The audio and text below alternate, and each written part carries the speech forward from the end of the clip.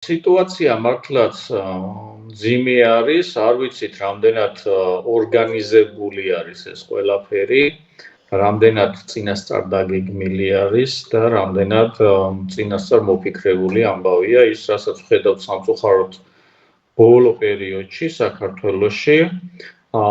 რეალობა არის ის, რომ თუ გინდა რომ ჩემმა მოქალაქემ სახელმწიფო ენაზე ისაუბროს, ეს მხოლოდ საქართველოს არ ეხება და მხოლოდ აქაურობას არ ეხება, ზოგადად ვამბობ და საქართველოს იგულისხმება, მაშინ შენ მოქალაქეებს ეს სერვისი უნდა შესთავაზო, უფრო მეტად მასწავლებელი უნდა გააგზავნო, უფრო მეტად უნდა შეუწყო ხელი, რომ ქართული ენა ისწავლონ, სახელმწიფო ენა ისწავლონ.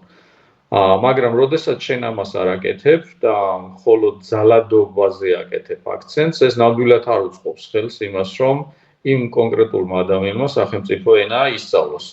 სახელმწიფო ენის სწავლას შესაბამისი პროგრამები სჭირდება, წახალისება სჭირდება. აქედან გამომდინარე, სიტუაცია მართლაც რთულია, დავინახეთ, რომ ბოლო პერიოდში გაიზარდა რაოდენობა ასეთი ინციდენტი დავარქვათ ამ შემთხვევაში, მაგრამ ეს ყველაფერი საბოლოო ჯამში შედეგია იმ სიტუაციისა, რაც მთელ ქვეყანაში შეიქმნა, სადაც ხშირია უკვე შერჩევითი სამართალი, სადაც ხშირია დაუსჯელობის სინდრომი. იდეაში ბევრი რამ არის შესაძლებელი, მაგრამ ჩვენ კიდევ ერთხელ ვამბობ, არ ვიცით რამდენად არის ეს ყველაფერი ერთი ცენტრიდან ორგანიზებული, იმიტომ რომ ჩვენ შესაბამისი ინფორმაცია არ გვაქვს. ალბათ ამ ხრივ უკეთესია დაველოდოთ კიდევ რამდენიმე ხანი, შევხედოთ რა მიმართულებით განვითარდება მოვლენები. თუ ასეთი ინციდენტები გაგრძელდა, მაშინ შეგვიძლია უკვე ვივარაუდოთ, რომ ამას ყველაფერს დაგეგმილი, წინასწარ დაგეგმილი ხასიათი აქვს და ეს შემთხვევითი მოვლენები არ არის.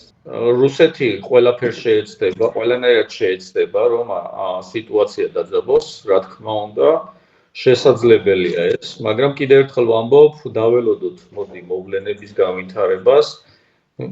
ძალიან მალე გამოჩნდება ეს გაგრძელება იქნება თუ არა ამას ყველაფერს. თუ ეს იყო, თქვათ, შემთხვევით დაემთხვა ერთმანეთს. ვნახოთ, რუსეთისგან არაფერი არ უნდა გაგვიგვირდეს.